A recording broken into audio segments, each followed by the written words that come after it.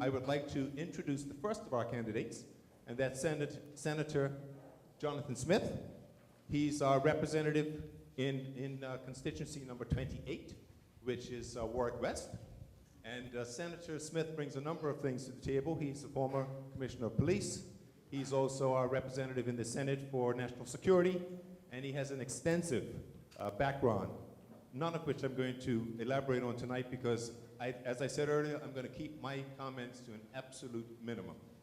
So without further ado, I'd like you to give Senator Smith a very warm PLP Warwick welcome as our next MP for the Progressive Labour Party. Senator Smith. Well, thanks very much, and it's not even my birthday today. One thing about Warwick is very clear. You certainly bring it on, and you fill up the house. Standing room only again in Warwick. Well, thank you so much. Well, it's great to be here again tonight in Warwick, speaking with the Warwick residents. And you've heard the expression before that a week is a long time in politics. It's so true. What did we learn this week? We learned that you didn't have a cannabis smoking commissioner.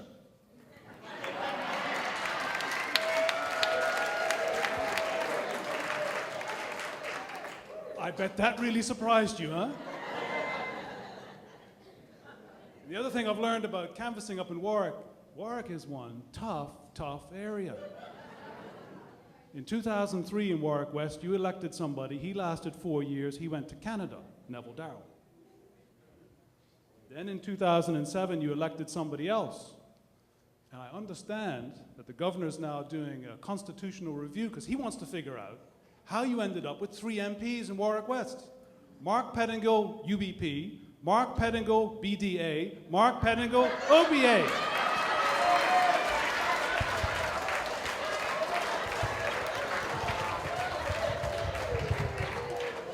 I thought it was one man, one vote equal value, but you ended up with 3 MPs. And now I understand you put him on the number 8 bus and up to Cobb's Hill, he's gone. To Fatesdale. So in a few short weeks, we're gonna have a choice to make. A choice between a party that is convinced we are on the road to recovery and an opposition who are convinced we are on the road to ruin. That's the choice we face in a couple of weeks. That opposition party want to put the PLP out of work, and we're about putting Bermudians to work.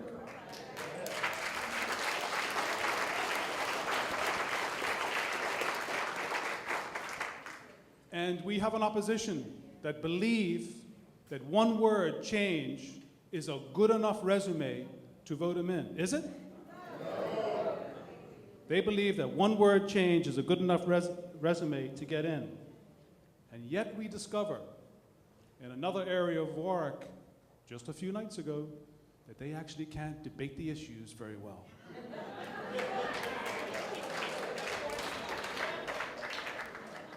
We also understand, and what we know about them is that one time they're against CITV, now they're for CITV. One time they're against future care, and now they're for future care. They were against urgent care, guess what? They're now for urgent care.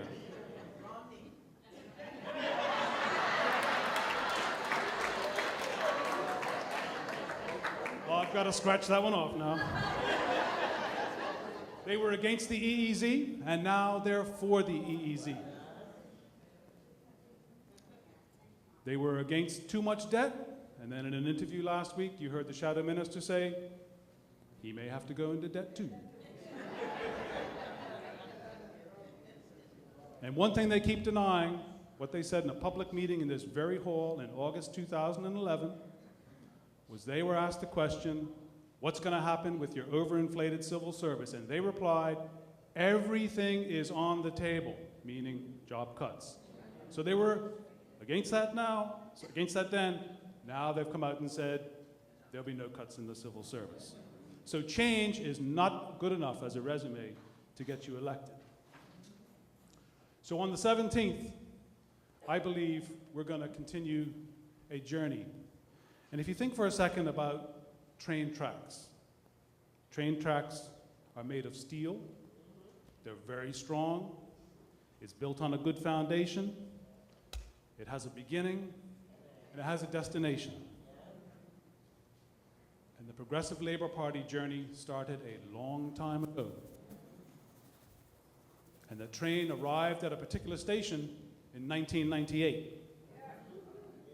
That journey started on the track of justice, social reform, economic reform, and political reform. And our train is still running on that track. And it continues to run. And I just want you to ask yourself the question, and your friends and your relatives, is that journey finished on the 17th? It's not finished. Are we there yet?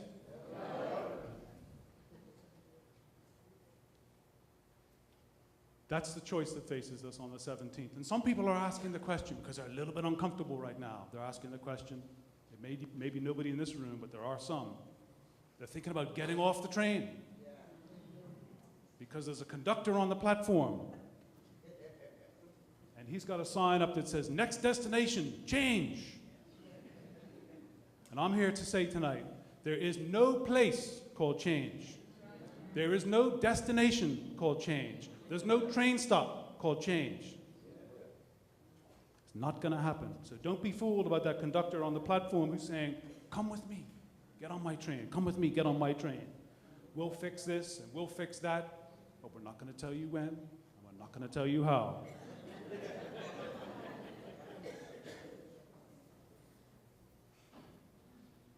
So if you think about the train track for a second, you're going to have to help me out on this one. You've got one train track. If one train track's going north, you've got another train track on the other side. Which direction is that going? South. If you have one train track going west, where's the other one going? So if our train is going forward, which way is the other train going?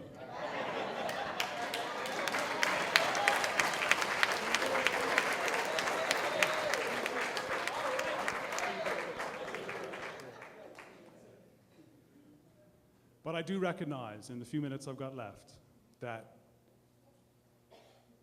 on the 17th, it's about our future. So I'm not going to let my team off very light tonight. We have some work to do. We all have some work to do, and whoever you elect for the Progressive Labor Party has some work to do. Too many of our men of steel in this country have become men with lead bullets. We must stop that. It has to stop. When we as a government commit to the drywaller program, the landscaper program, the accountants program, and Job Corps, you have to be on us to make sure we finish and make sure that all those Bermudians we've trained get a job and keep a job. You need to be demanding.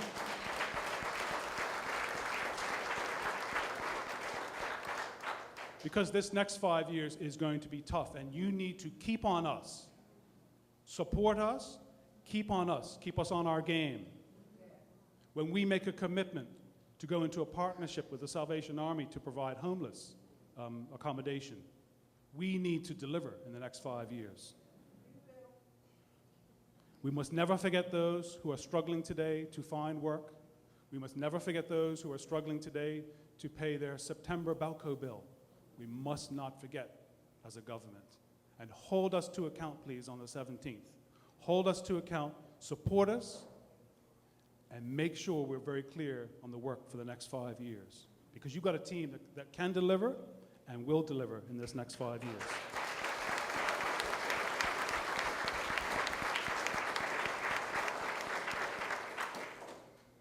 It's very clear to us as a government, and you've heard the Premier say that we need major capital investment in our country. And that's one of the big tasks that we have for the next 5 years.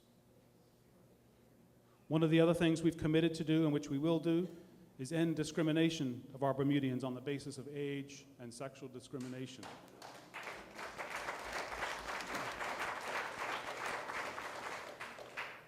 It has to be more than words. When we say something, we will do it. Keep on us, keep supporting us.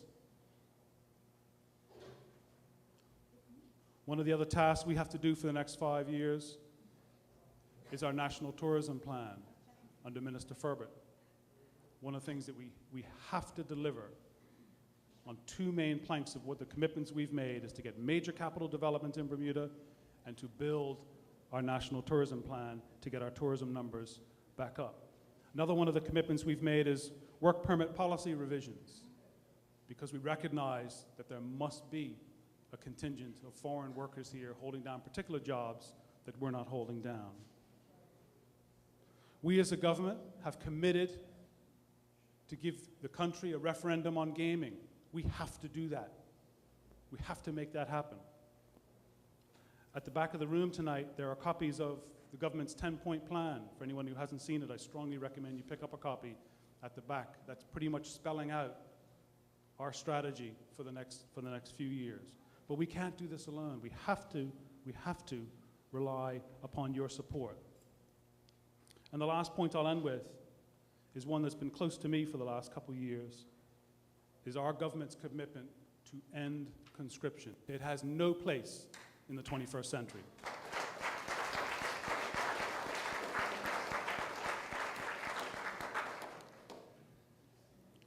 One last story to finish my 6 minutes. We learned earlier this week from a candidate that's running for the other party that apparently, in her view, race was a distraction. I say to her, come here. Come here and look in the faces of the 1963 warriors and those that fought between 63 and 98. And some of you are in this room.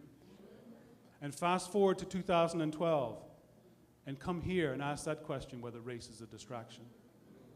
She'll get a very different answer, because this is where the heart of a country that's trying to grapple with the issues of the past. And yes, Miss OBA candidate, it is still an issue for a large majority of our country.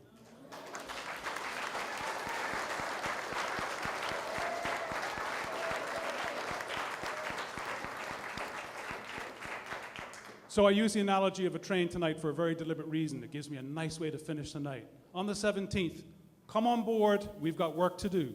Thank you.